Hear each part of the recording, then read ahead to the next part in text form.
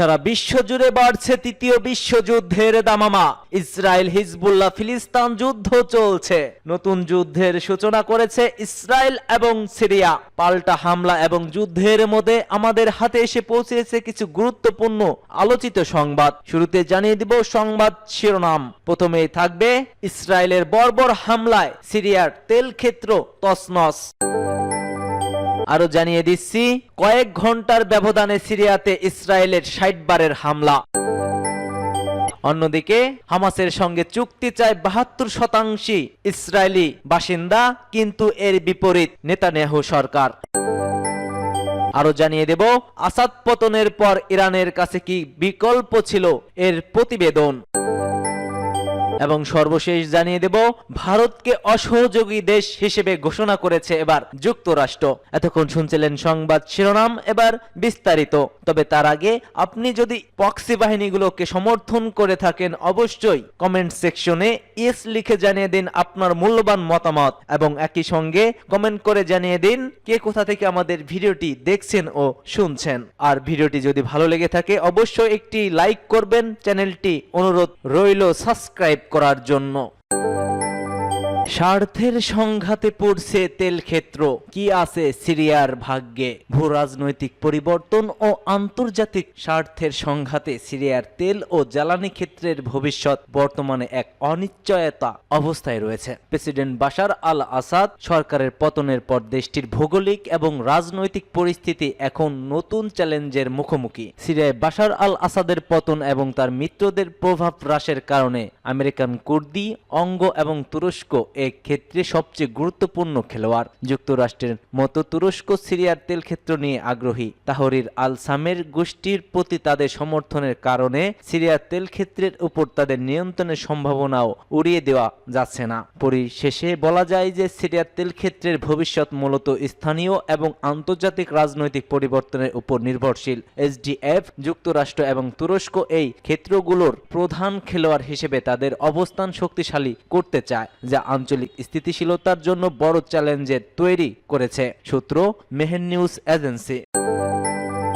কয়েক ঘন্টার ব্যবধানে সিরিয়াতে ইসরায়েলের ৬০ বারের হামলা। কয়েক ঘন্টার ব্যবধানে ইসরায়েলে সিরিয়াতে ৬০ বার হামলা চালিয়েছে বলে জানিয়েছে ব্রিটিশ ভিত্তিক NGO Syrian অবজারভেটিভ for human right. গভীর রাতে এজেন্টিও তাদের প্রতিবেদনে বলেছে ৫ ঘন্টার কম সময়ের ব্যবধানে ইসরায়েল সিরিয়ার সামরিক স্থাপনাগুলোতে ৬১টি ক্ষেপণাস্ত্র ছুড়েছে। তার আরও জানিয়েছে এই ক্ষেপণাস্ত্র নিক্ষেপের শুরু হয় সন্ধ্যার দিকে। এক সপ্তাহ আগে বিদ্রোহীরা আসাদ সরকারের পতন ঘটালে নিজস্ব নিরাপত্তার অজুহাত তখন থেকে ইসরায়েল সেখানে বিমান হামলা চালিয়ে যায়।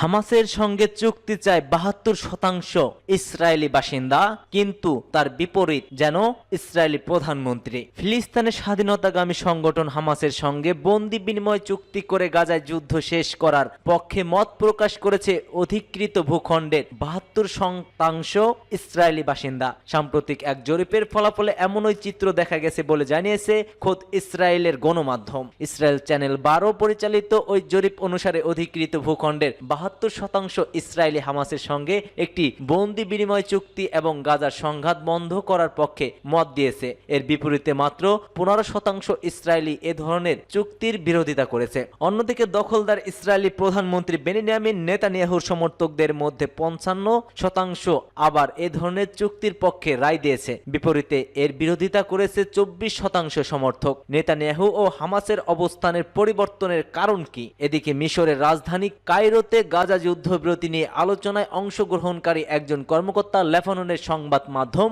আল আখবারকে জানায়, নেতানিয়াহু যুদ্ধবিরতি চুক্তি নিয়ে অবস্থান পূর্বের তুলনায় অনেকটাই নরম হয়েছেন। মিশরীয় ওই কর্মকর্তা আরও উল্লেখ করেছেন যে নেতানিয়াহু এবার বেশ কয়েকটি বিষয়ে সম্মতি দিয়েছেন, যে বিষয়গুলো তিনি এর আগে সরাসরি প্রত্যাখ্যান করেছিলেন। অন্যদিকে গাজায় স্থায়ী যুদ্ধবিরতির জন্য হামাসের তরফ থেকে কিছু বিষয়ে ছাড় দেওয়া হয়েছে বলে জানিয়েছেন ওয়াল স্ট্রিট জার্নাল। খবর ইরানা।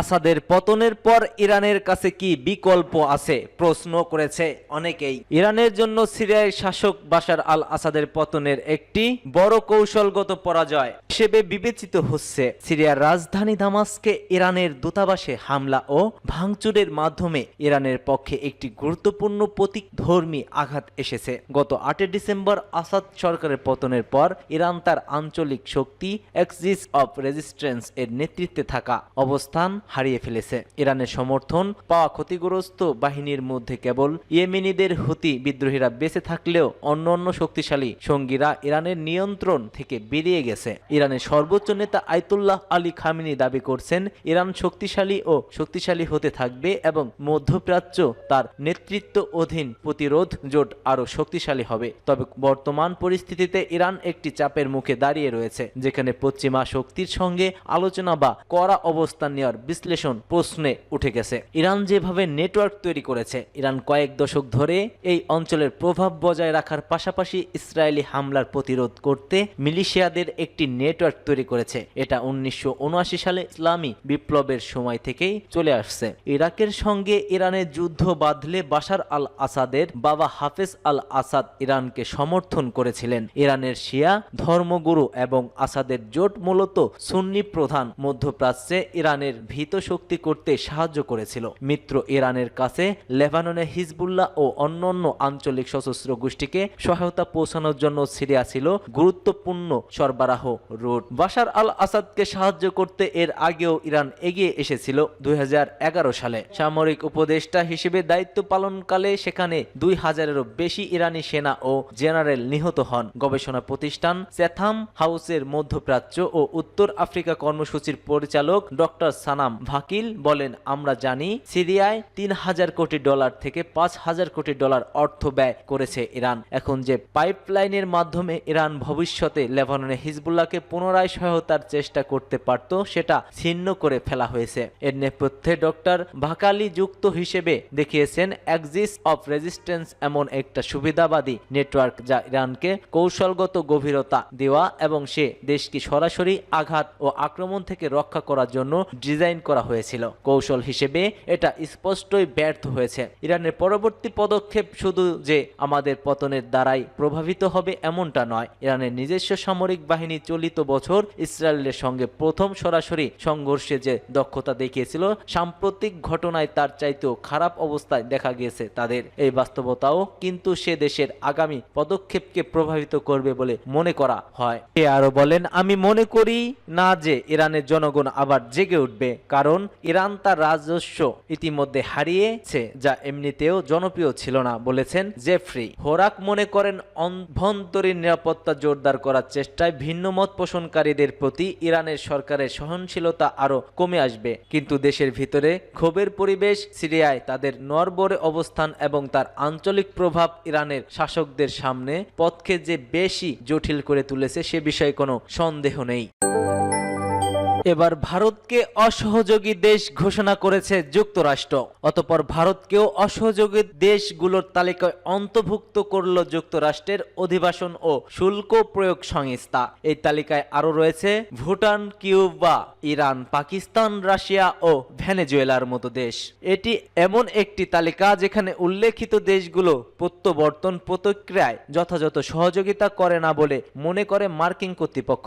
আইসি জানিয়েছে এই দেশগুলো সাক্ষাৎকার গ্রহণ, সময় মতো ভ্রমণ, নথি ইস্যু এবং নির্ধারিত ফ্লাইটে তাদের নাগরিকদের ফেরত নিতে প্রয়োজনীয় সহযোগিতা দিতে ব্যর্থ হয়েছে। আইসিসি তালিকা অনুযায়ী যুক্তরাষ্ট্র থেকে 14,50,000 অবৈধ অধিবাসীকে বিতাড়িত করার পরিকল্পনা করা হয়েছে। এর মধ্যে 18,000-ই রয়েছে ভারতীয়। সাম্প্রতিক বছরগুলোতে প্রায় 90,000 ভারতীয়কে যুক্তরাষ্ট্রে অবৈধভাবে প্রবেশের চেষ্টাকালে আটক করা হয়। টাইমস অফ ইন্ডিয়া জানিয়েছে এদের অধিকাংশই পাঞ্জাব, গুজরাট এবং অন্ধ্রপ্রদেশ বাসিন্দা। বহু সংখ্যক ভারতীয় যুক্তরাষ্ট্রে তাদের অবস্থান বৈধ করার চেষ্টা করলেও এ প্রতিক্রিয়া বেশ সময় সাপেক্ষে ছিল। বৈধতার আবেদন 2-3 বছরের সময় লেগে যায় তাদের। যুক্তরাষ্ট্রে অবৈধ অধিবাসীর সংখ্যায় সবার ওপরে রয়েছে হন্ডুরাস। দেশটি 2,61,000 অবৈধ অধিবাসী রয়েছে মার্কিন মুলুকে। এরপর গুয়াতেমালার রয়েছে 2,53,000